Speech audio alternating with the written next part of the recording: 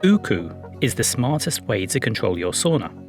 It's designed by whom to complement our range of electric sauna heaters, such as the drop shown here, but it also works with heaters from other manufacturers.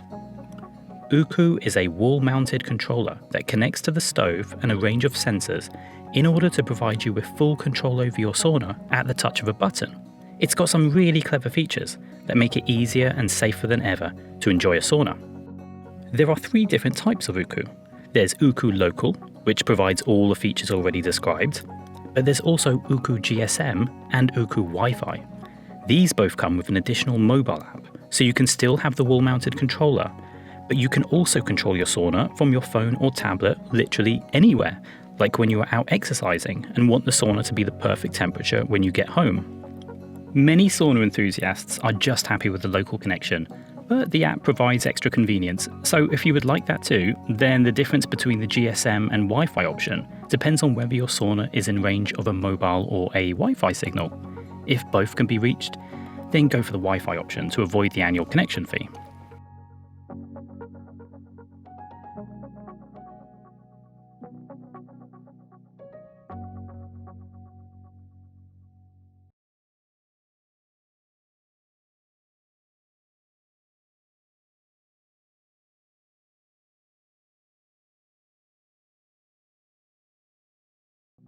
Now we're going to take you through the different steps for installing UKU.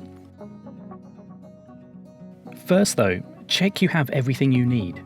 Your UKU should include the wall-mounted controller, the main module, the temperature sensor, 2 cables for the temperature sensor and door switch, and 1 slightly longer cable for the wall-mounted controller. You'll also need your own power drill, cable stripper, cutting pliers, screwdriver, and marking pen.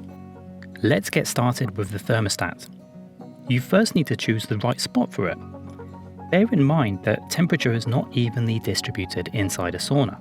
It gets hotter higher up and also varies a bit in relation to where you've placed your heater, ventilation, and any other cooler surfaces like glass. It will also briefly get colder near the door when that opens. So which temperature should you be measuring? We recommend putting the sensor at least about half a meter from any of those distorting factors and as close as possible to where you'll be sitting. That way, you are measuring the actual temperature of the heat that you and your guests will be enjoying. For this installation, we've assumed that you already have the sensor cable ready, just like Josep has here, so he just needs to clean the ends of the cables. You can then attach the cables, before then screwing the thermostat to the wall. Next, we'll attach the door sensor, which automatically shuts off the heater when the door is opened. This sensor consists of 2 parts, the actual sensor that goes on the door frame, and the magnet it connects to, which goes to the door. You need to put the sensor on the side of the door where it opens and also low down so it's not noticeable and the heat doesn't loosen the attachment. First, drill a hole into the door frame where the sensor will go. It must be just deep enough to allow the door to fully close. Again, we've assumed here that the rest of your wiring is already set up.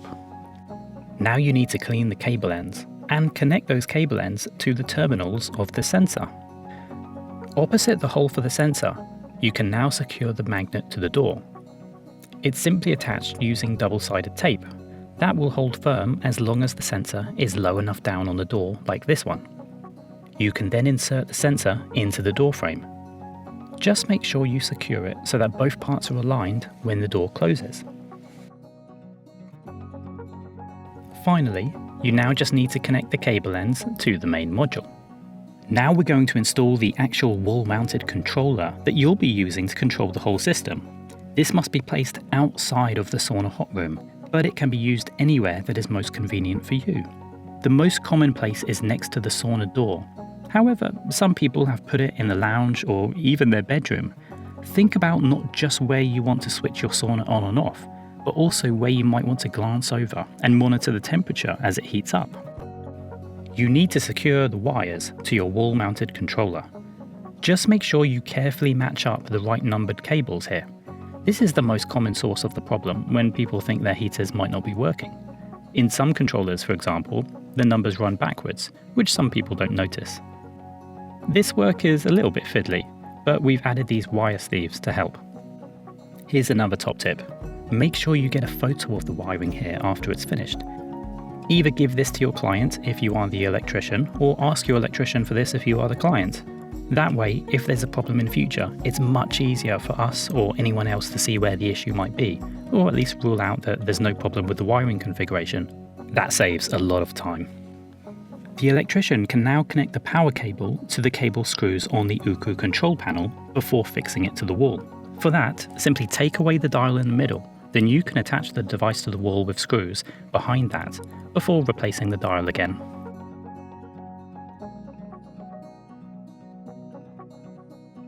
The wooden case is a bit different. For that, you just need to open the casing using a Torx 6 screwdriver to see where the screws go. Now let's find a good spot for the main module. It just needs to be somewhere that doesn't get hotter than 50 degrees Celsius and doesn't get more than 95% humidity. We've seen customers put this in all kinds of places, including in a technical room or under a suspended ceiling. We don't really recommend putting it inside the hot room if you can help it, but some people do if it's the only suitable space they've got available. If so, just make sure it's about 10 to 50 centimeters from the floor and as far away from the heater as possible. You could even place it outside, but then you should build some kind of protective cover for it. Don't forget, if you have the UKU Wi-Fi or GSM, then you also need to make sure it can reach the signal. Once you've got your spot, you can then easily fix it to the wall. After that, the electrician can start connecting the cables for the wall-mounted controller and the sensors. Don't forget to look carefully at the numbers you need to match up. As with the wall-mounted controller, we recommend that you take a picture, just in case there are any issues in future, because that will make it much easier for someone to spot any problems without opening it up again. Try to take a few pictures from slightly different angles that show the cables actually entering the holes, not just from directly on top. Now the electrician can connect the power line to the heater. Don't forget, all cables to and from the main module need to have the same cross-section.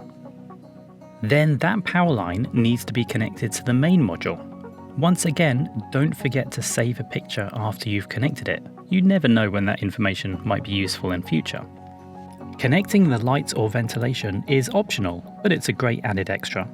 You can choose one of these at a time, then connect it to the LL, LN outputs on the control console as shown here. Right, now let's test that everything is in working order. You don't need to wait until the stones are in for that. Start by simply turning on the screen of the wall-mounted controller, spinning the dial to choose a temperature, then pressing it to start the heating process. You'll know pretty quickly if it's working, because the heating elements will glow red and emit heat quite fast. There's no need to touch it, otherwise you might burn yourself. Don't forget, the sauna door has to be closed for this to work. Once it starts emitting heat, you can then test that door sensor too, by opening and closing the door to check that it shuts off properly. If you have UKU Wi-Fi or UKU GSM, you can now connect it to the network. Remember, it's only the main module in the UKU system that you've just installed that has to be within the signal range, but then you can use your app from anywhere. Let's start with UKU Wi-Fi. Hold the main button down for 10 seconds, and that will bring up the settings menu. Go to Wi-Fi settings, then select SSID. You'll then see a list of Wi-Fi networks within range, so just select yours. By the way, your Wi-Fi network name has to be less than 20 characters for this to work, so you should rename it if it's longer. Then enter your password. Then click Connect and follow any additional instructions on screen. You'll know the process is complete when you see that little Wi-Fi symbol at the top. If you have UKU GSM, then connecting that is even simpler. There's already a SIM card embedded inside your controller, and that will be activated automatically about 30 minutes after you connect the app to your sauna. So whether you've set up the Wi-Fi or are using GSM, you next just have to register on the Whom app using your unique sauna ID and code. To turn on the control panel, simply press the dial. When you press it again, it will start heating, which is indicated by these wavy heat lines. Press it one more time and it will stop heating. The screen goes off automatically when the sauna isn't heating and the panel isn't being used. Okay, let's choose the temperature. You'll see two numbers on the screen. The smaller one in the upper right corner is your target temperature. You can move the dial to set that at whatever temperature feels comfortable for you, up to 110 degrees Celsius. In the center of the screen is the actual temperature right now in your sauna. You'll see that rise steadily when your sauna is being heated. To find the timer, press and hold the dial for 3 seconds. Turn the dial to select your desired time, then one short press of the dial will activate it for your chosen time. Back in the settings menu, you can also switch on the child lock feature. This then activates every time the controller screen goes off. To switch the controller on after that, you just need to press and hold the dial as you usually do, but then also turn it 15 degrees clockwise, back, then 15 degrees anti-clockwise, then back into the center. It's pretty simple, but it prevents kids from accidentally turning it on if they start fiddling with it. If you've connected your lights or ventilation inside your sauna, this can also be activated from the settings menu. Once that's done, all you need to do is press the dial 2 times when you want to switch them on or off. Finally, you can also select the heating time instead of remembering to switch it off, which is particularly useful for public saunas. There are options of 3 and 6 hours for private saunas, 12 hours for semi-public saunas, and 18 hours for public saunas.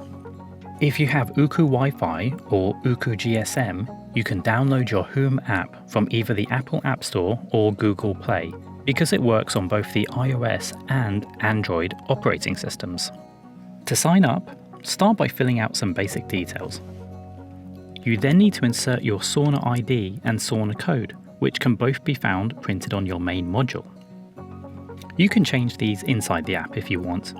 That's especially handy if you want to give your guests access to the app but also want to change the password afterwards.